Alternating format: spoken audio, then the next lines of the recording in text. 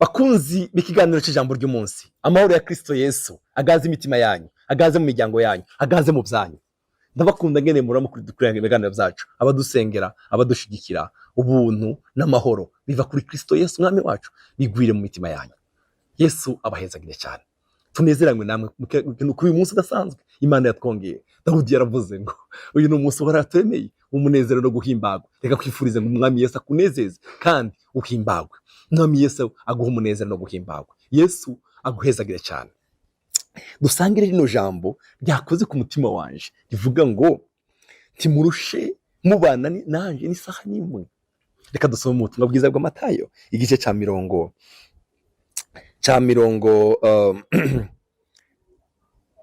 igice ca 36 igice ca 26 umurongo wa 36.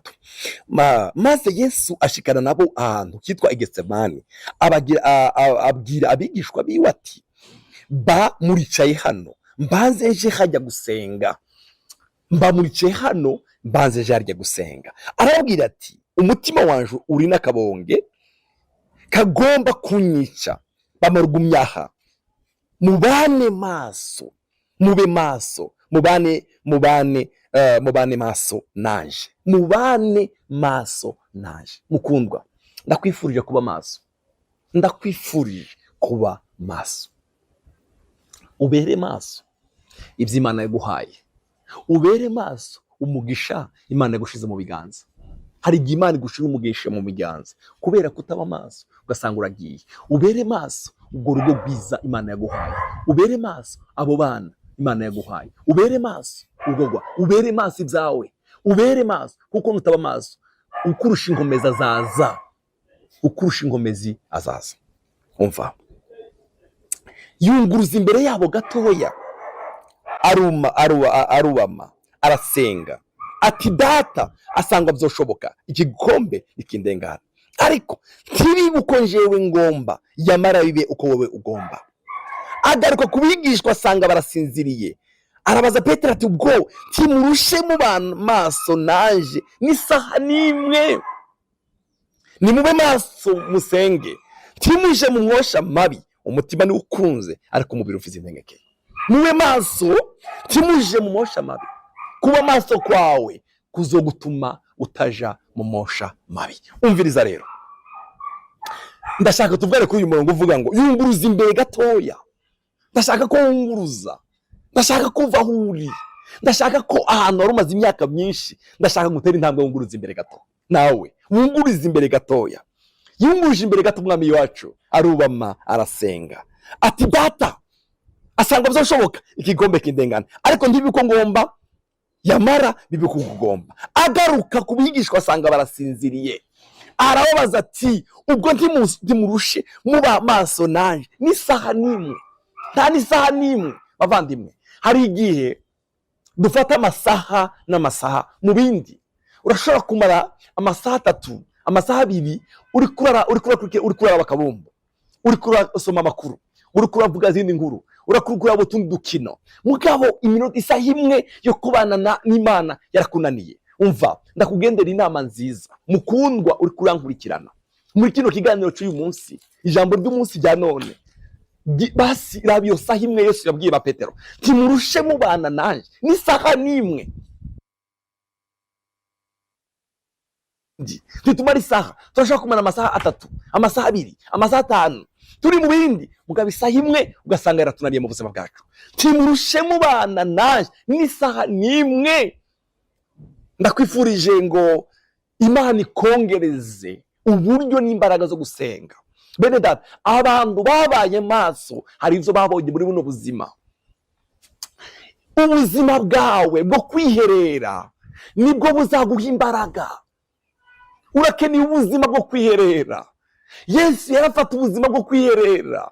Haleluya. Yesu buno buzima bwari ubwe. Yarageze mu gihe kigoye, ariko ngo yuguruze imbere gato. Haleluya. Ajanye na Petero atangira gusinzira. Hari igihe ubuzima bwacu bene data muzikora igihe dusinzira no mu gihe kitari cyo gusinzira. Hari igihe Satani agutera itiro ugasinzira ukibagirwa ibigukikuje, ibiri wanyu, ibiri mu muryango wawe. ugasanga ukuri yibagiza, bana kwibagirwa, sinovyita kwibagirwa. Hari igihe Satani akwibagiza ibintu, ukaronka umwanya wo gukora ibindi neza, ukaronka umwanya w'akazi keza kawe Imana yaguhaye ukagakora neza, ariko isaha imwe kubana n'Imana yarakunaniye, iminota 5, 10, 20 gusoma ijambo ry'Imana yarakunaniye. Umva, nimba ukeneye kubaho ubuzima buryoshye bugwe neza, iga buno buzima. Timurushe mubana naje isaha nimwe, fatigira nawe basi dufatire ku isaha yose yavuze, tangirira kuri isaha. Ndazi neza ko uzova ku isaha imwe uje kuri 2, uje kuri 3. Hari abandi uyu munsi bageze ku masaha 5 mbere yo gukora ibindi byose, bashobora gutanga amasaha 5, amasaha 2, amasaha 3. Haleluya. Bamaso kuko turi mu gihe kigoye, turi mu gihe kigoye mukundwa, turi mu gihe kigoye. Hari ibyo wahaye umwanya mu buzima bwawe, warahaye ibindi umwanya ukwiye, ariko isaha imwe y'Imana yarakunaniye. Timurushe mubana nanje isaha nimwe. Ndakwifurije ngo ube uhaguruke usenge. Hari ibyo tuzoronka kubera twasenze. Amen. Icete cha Filimoni yaranditse, Pawulo yamwandikira ijambo ryiza, igice kimwe umurongo wa 22. Aravuga ngo, kandi n'ikindi muntegurira indaro, kuko nizigiye yuko muzompabwa kubwo amasengesho yanyu. Hari icyo uzohabwa kubera kuba maso kwawe, hari ibyo uzohabwa kubera isaha, iyo saha wabanye n'Imana. Haleluya. Hari ibyo uzohabwa. Pawulo abwira Timotheo, muntegurira indaro mudazi wanyu, ariko kandi ndazi ko muzompabwa kubwo amasengesho yanyu.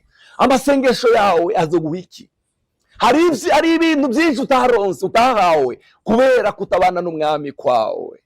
Haleluya. Hari ibyo wabuze, hari ibyo udafise kubera kutabana n'umwami kwawe. Sifa kwa Yesu. Hari ibyo muzompabwa. Pawulo ariko avuga, muzompabwa kubwo gusenga kwanyu. Hari ibyo udafite kubera kudasenga, hari ibyo uzohabwa kubera amasengesho yanyu. Pawulo yabwiye Abakolosayi ijambo ryiza, yabandikiye Abakolosayi ababwira igice cya 4, ijambo ryiza kandi basomera umurongo wa 12. Abakolosayi yarababwiye ngo, Epafra w'iwanyu, umugurano wa Kristo Yesu, arabatasha, yama bagwanira mu gusenga kwiwe. Haleluya. Yama bagwanira gusenga kwiwe. Umva abandi gusenga kwabo, gusenga bavandi urugamba, kuko turagwana ni Satani n'abadayimoni be, n'urugamba. Epafra umugurano wa Kristo Yesu, yama bagwanira mu gusenga kwiwe, avuga ngo haleluya, akabagwanira mu gusenga mu kwiwe kugira ngo mushikame, mutunganye rwose, mumenye neza mudakekeranye ivy'Imana igomba. Yama bagwanira mu gusenga kwe ngo mumenye ivy'Imana igomba. Ndabasengeye ngo Imana ya data umwami wacu Yesu Kristo abongereza inyota n'inzara. Bene Kora bararirimbye muri Zaburi ya 42, baravuga ngo, kurya impongo kazihuzagizwa irondera imigezi, ni ku mutima wanje uhuzagizwa kwifuza mwami. Haleluya. Haleluya. Yesu yabwiye ba Petero ngo, timurushe mubana mu maso n'isaha nimwe, n'isaha imwe irabananiye. Haleluya. Unguruzi uva aho waruri, bamaso mukundwa. Haleluya. Bamaso turi mu gihe cyo gusenga no gushaka umwami wacu. Pawulo yabwiye Filimoni ngo, ndazi yuko muzompabwa kubwo amasengesho yanyu. Kubwo amasengesho yawe hari icyo uzohabwa. Kubw'iyo saha hari ibyo uzohabwa. Kubw'iyo saha hari bizohinduka. Kubw'iyo saha hari ubuzima bwawe, ubw'abana bawe, ubw'urugo rwawe bizohinduka. Hari kubw'iyo saha hari imisozi izoriduka. Kubw'iyo saha hari ubuzima buzohinduka.